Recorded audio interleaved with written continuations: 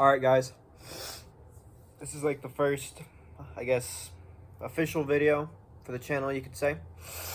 So in this video we're going to be loading up some 69 caliber round balls and 12 gauge shells. Tested these with the Lee mold. This is a range scrap wheel weight mix, air cooled. Some of them are air cooled, some of them are water cooled. Not tumbled or anything, just fresh out of the mold. If that'll focus, you can see it's still got some of the marks on it. Still got the sprue marks and everything. Whatever. We'll go. Using a Lee Load-All press here. Yes, this is a Lee Load-All. This is a custom 10 gauge D-primer that a very nice gentleman on Facebook made me. This is my main press for 10 gauge. This is 10 gauge versus a 12 if you're not used to it. Pretty big difference. But in this video we're going to be doing some 12 gauge round balls using Hodgdon longshot powder.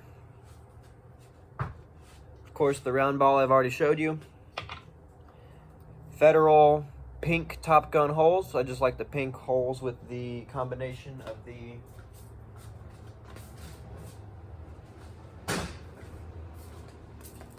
first video, guys. Y'all gotta give me some slack here. I had a bag of pink wads that I would use. It's the pink Federal Claybuster clone 12S3 wads. Those are pretty much good as gold for loading these round balls.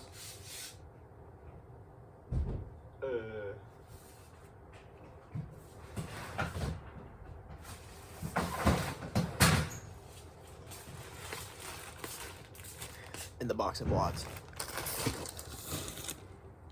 Here's what they look like. The original Federal reloading component of these was just clear, but the Claybuster ones are pink. Whenever you load a round ball in these, a big thing is, depending on the choke and bore of your barrel, you need to clip the pedals halfway down or all the way. I'm personally a fan of all the way, so you're not swaging too much material through a choke. If you're doing a rifled, if you're using a rifled barrel, Tyler McDavid on Facebook or YouTube Shotgun Scientists has a very good load for using a 16 gauge hole as a piece of a sabot, however you want to say it, and that's pretty good accuracy out of a rifled barrel for a round ball. So if you're using a rifled barrel, I recommend looking up that video, Shotgun Scientists. Me personally, I like using a smooth bore just because I'm a trap shooter. I already have 20 something smooth bores laying around. It's cheaper to just shoot a smooth bore. I got this range scrap for free. I work at a local range, so on my lunch breaks and stuff, just take a bucket, start digging up buckets of range scrap, melting it down, I even take back the dross and the jackets, everything, just dump it back in the burn. So without further ado, we're going to start. And for this, we're just going to be using data right off the bottle. These round balls right out of the mold come out to about right under 1 1/8 ounces. So using data for 1 1/8 ounces, a grain or two below, you're going to be pretty much fine. It's a shotgun. It takes a lot more pressure to blow up a shotgun than people think. Trust me, I've tried. I've had some 10 gauge loads that I think are easily pushing 16,000 PSI out of my bolt action. Fine. So, for using a Federal gold metal case, we're going to need about 33 grains. So I'll go ahead and load up 33 grains in this hole. And since these are straight wall holes, they do take more powder. They do take more powder than it would if you were using a, what's the word? Tapered hole. Some of you, if you don't know, I have some 55-gallon barrels full over of holes. These holes right here are 2 different kinds of holes. Pardon the fingernail, been working in dirt all day. These holes right here, the silver ones, are a tapered hole. They're all one piece, made by Winchester, and they were made in about the 80s. These are like gold for reloading, pretty much. These are called I like to call promo holes. It's a multi-piece hole. This is a brass head. This is a steel-plated head that looks brass. Worse for reloading, but better for buckshot and stuff. I use these for all my trap target loads. They have different internal volumes and designs. One of them takes more powder to fill than the other. This one takes more powder to fill, so it's more expensive to reload.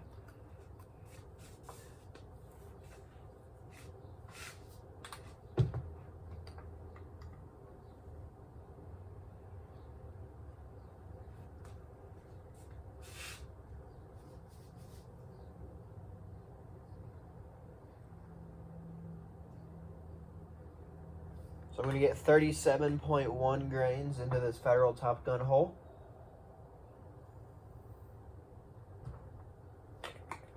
Just as a little measurement. Still need to prime it and resize it.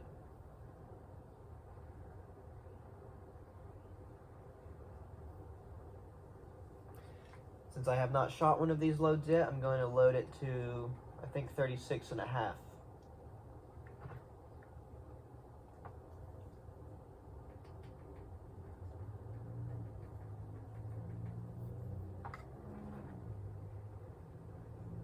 Yep, 36.5. So I'll go ahead and put that into a placeholder hole for now. We'll come over here to our Lee load-all.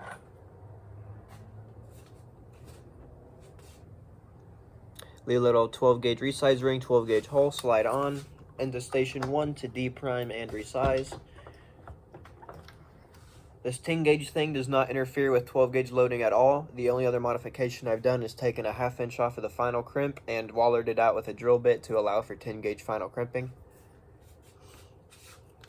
We're coming in with a Fiocchi 616 primer.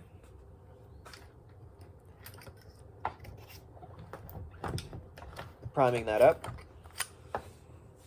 We'll pour in our powder charge.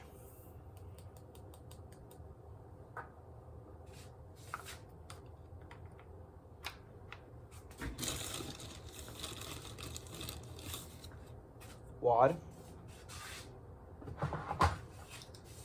The pair of expert reloading flower scissors to cut the petals off.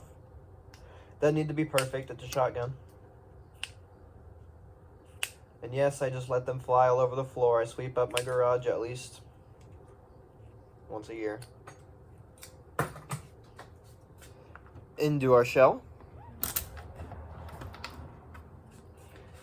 This is completely personal preference, but I like to use a napkin patch inside of the hole. One of those blue shop towels. I use one of those as a patch around the round ball inside of the hole when it goes in. I have found that that slightly cleans up accuracy just a bit. I get pretty good groups from 42 yards with these. That's my standard test. We'll do that into the front station of our Lee load-all. Get that crimped, and there you go. Pretty good crimp. It'll feed. Biggest concern with these is that it's not bulged around the circumference, which it's not. So we'll go ahead and do one more of these. I think I'll go ahead and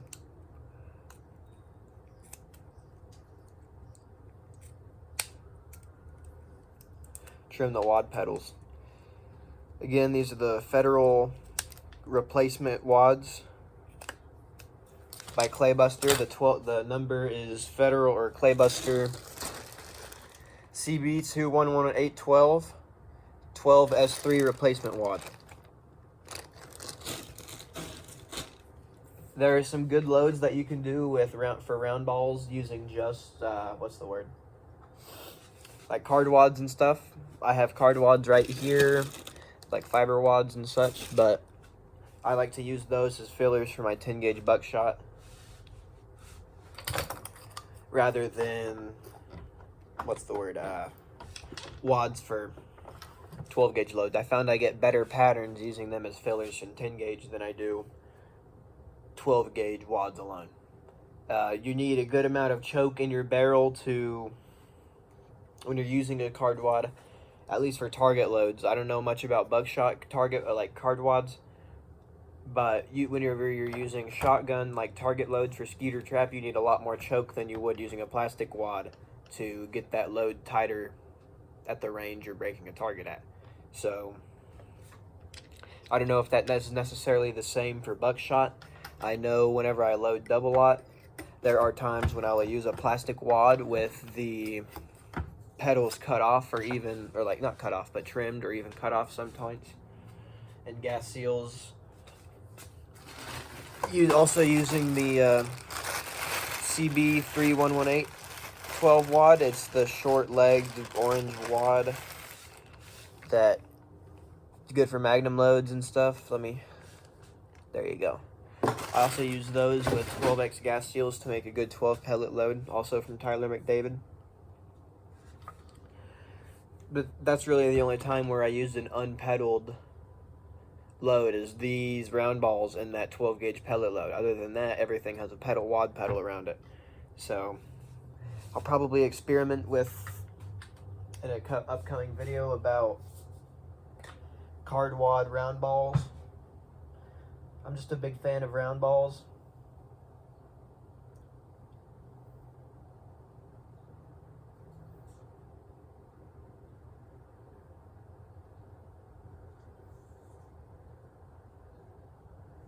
And this powder drop is going to be, this one's 37.1.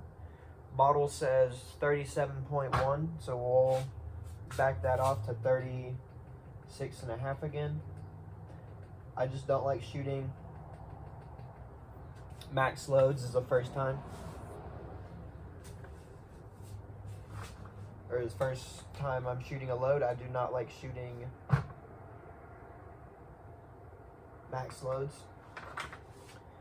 I've never blown a gun up, but I've been on the trap line when some people's guns have made some pretty loud noises. Haven't blown any up, but definitely some people who should not be reloading. So I just like to keep it under max, do safe reloading practices to not be one of those people. Again, we're gonna have another one of these, I think they're Scott shop towels. I don't even know if these make a difference, but in my mind they do. So they're as good as gold. And this is going to be a pure wheel weight. This one's pure wheel weight round ball. Into our hole.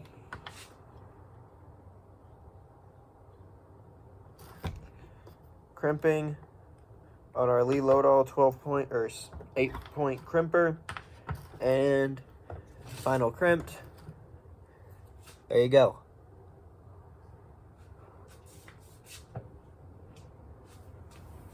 That is pretty much how I load up my 690 round balls in 12 gauge. Could be a different powder, but it's pretty much same wad, same hole, same ball and patch every time. I'm going to start experimenting with the Tyler McDavid 16 gauge Sabo. I also saw, I'm pretty sure, using a PT. I have some of the PT 1044 wads here. You cut one of these off, you can shove that into a 12 gauge hole, use that as a gas seal. Get some better, or some more interesting stack heights. I'm going to try that, so stay tuned. Some fun, interesting experiments coming up, hopefully. So we'll see.